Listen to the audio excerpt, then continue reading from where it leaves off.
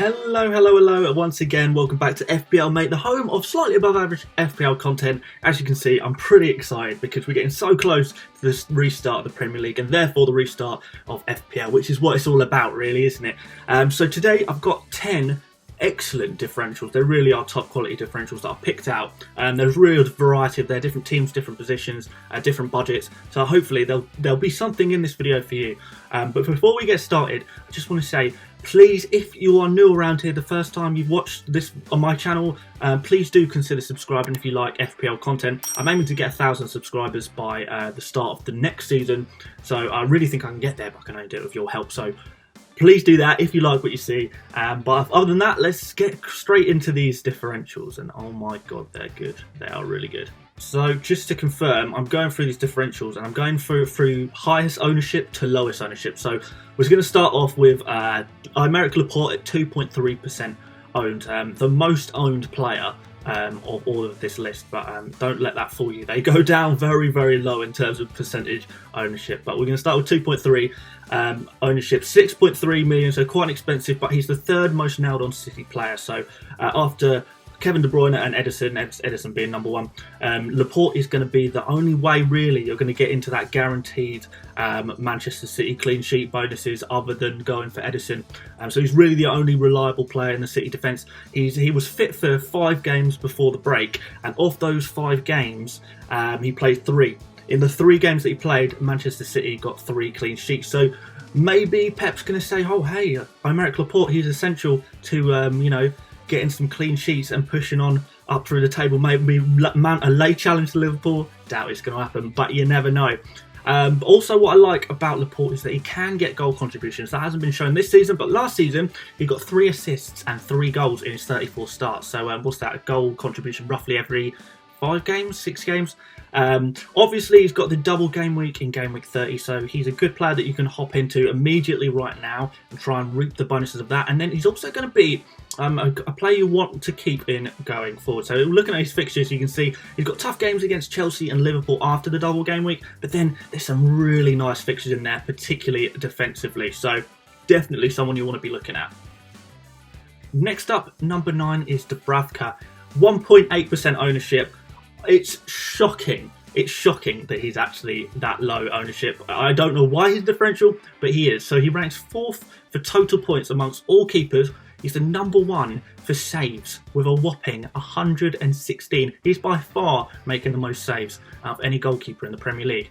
Now, Newcastle obviously allow a lot of shots. That's how Dubravka can become the hero.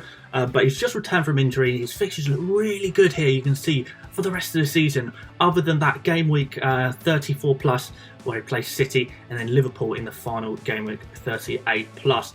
The only concern is the Newcastle are kind of safe from relegation as things stand, so there might not be so much for them to play for as it stands. Remember this as it stands, but things very quickly change in the Premier League and in football. So still, Dubravka making plenty of saves, nailed on obviously as a goalkeeper, so a great option. Number 8 is Jordan Henderson at 1.5% ownership. He's in my team. Okay, I'll start off by saying that, so before you try and say, oh, this is a strange one, he's literally in my team. I like this differential a lot. So he's the captain of Liverpool, so surely nailed, right? He's just returned from injury, but before his injury, in 4 games, he got 13 points versus Wolves, 3 points against West Ham, not so good, 13 points again versus Southampton, and 7 points versus Norwich, which is a total of 2 goals, 3 assists in 4 matches, which is just insane. The reason why I quite like him is because he's very cheap. He's a differential way into the Liverpool team where we may not be wanting to capitalise on having loads of Liverpool players anymore. I know the classic would you have either Salah and Mane and maybe 2 Liverpool defenders, including Trent Alexander-Arnold. I think we're moving away from that template now a little bit. So if you still want to get into the Liverpool team, I would definitely recommend having a little look at Henderson. He's the only Liverpool differential worth considering, in my opinion. All the other differentials in Liverpool, of what there is, because there isn't very much, are just not worth considering at all. So let's just have a quick look at the fixtures. So we've got a bit of a mixed bag here, but this is Liverpool, so no point worrying too much. There are some nice games in there against Villa and Brighton, and he's quite cheap, Henderson, so you can bench him. You don't have to play him every week if your budget allows for him anyway. Number 7 at 1.2% ownership is Ben Mee. Now, he's a cheap differential way into the Burnley back line if you don't have Nick Pope. He's super nailed. I mean, seriously nailed. He's played 90 minutes in every single game this season, so you don't really expect that to change. And nailed players right now, with all the rotation that's going to be likely with congested fixtures and loads of subs going on, you're going to be really looking for these gold dust nailed players, and Ben Mee is definitely one of them. There are a few banana skins in his fixture list here, but you can say on the whole they look pretty good. So Man City there this week and Liverpool in game week 35 plus. There is a concern that Burnley may have nothing to play for now, but you know, they could mount a very late charge for Europa League, you never know. But he's definitely worth considering, Ben Mee at 1.2% ownership. Number 6, and we're going into midfield, and we're dropping below the 1% now at 0.8% is Michail Antonio. He's listed as a midfielder, but he's playing as a forward, so he's an out of position player, which are always really valuable in FPL.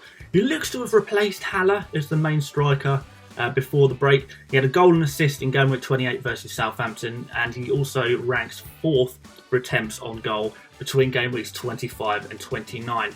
So that's actually pretty good if you really think about it amongst all sort of players at midfielders. He's slightly expensive, and he does have a track record with muscle injuries, so you may not see him play so much during congested times. But then his short-term fixtures are not great either, to be honest. So it might be a wait and see on Antonio, to be honest. But after game week 33 plus, there's a complete 180 there. Look at this, lots of relegation scrap games. They could be really wide open, teams really going for it, West Ham included. And he could be on for a couple of goals, you never know. Number 5 is Tierney at 0.4% ownership. Now, when he's fit, you know, which he is now, you would expect him to start. Arsenal bought him in because they needed a left back, and they've now got their left back. So it makes sense that now he's fit, he's going to be starting, right? I don't think Saka is going to outplace Tierney permanently, but that might change very quickly, but I'm fairly confident. There's really not much data to go on with Tierney, but in the SPL, it was a creative left back. Arsenal have improved defensively. Arsenal have really nice fixtures for a few weeks now. Tierney is a real punt at 0.4% ownership, but for a creative fullback in the top 6 team, you know, what do you expect? You can't have it all. It really could pay off, you never know. Number 4 is McBurnie, 0.3% ownership, 5.7 million, so fairly cheap option up front. He's the most nailed on of the 4 Sheffield United strikers, but they have rotated this season. McBurnie and Sharp will start in every week before the break, and statistically, McBurnie was fifth top for shots in the box amongst forwards between game weeks 22 and 29, so fairly decent sample size there as well. He's a great option for the double game week 30 plus. Not so sure after that, but he's in my current free hit draft team this week, and he should be a huge differential this week, so maybe a great option going for this week. After that, perhaps not, up to you. Number 3, we've got a bit of a controversial one here, and it's Leroy Sane at 0.3%. The only premium option, or only real premium option amongst this list, to be honest. He had a knee injury in August 2019, and now he's finally back. Arguably, all he does is just add a slight rotation risk to the other guys, Mahrez, Sterling, Bernardo Silva, and actually makes those assets worse rather than actually being a good player in himself to add into your FPL team. He's a big risk. I personally perhaps can't see him playing too much. It's not someone I'd be going for, but you know, he's worth looking at because last season 10 goals, 12 assists. That's huge. That's really big.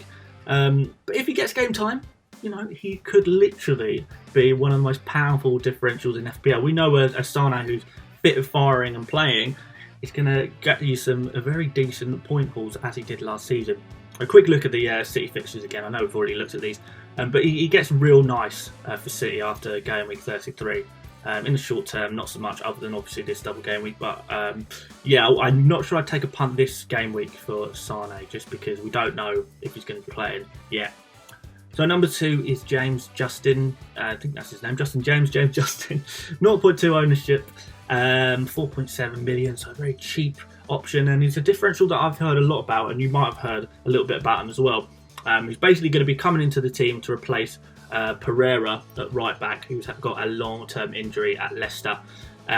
So Justin should be nailed at right back.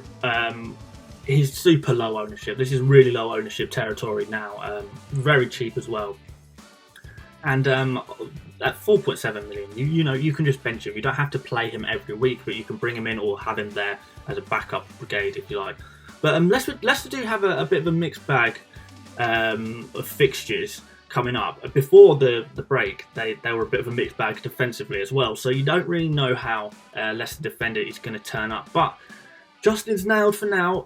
He can easily be benched. There's potential attacking returns as Leicester fullbacks. They do like to bomb forward a little bit and get involved. And obviously, it's a huge differential. So there's definitely some positives to be taken here. So let's move on to the lowest ownership of all of the players on this list. And that is Duda. 0.1% owned. 4.7 mil. He's a low price. Because you might be surprised by this low price. He started at 5. And he's dropped down to 4.7. And that's because he had a strong start with an assist versus Bournemouth. I think a lot of people piled on him. And then over the, particularly the games where he's blanked and then the break, he's kind of just tailed off slightly and people have forgotten about him. But he's nailed on now, I would say, because he played all the games before the break since he was signed in January.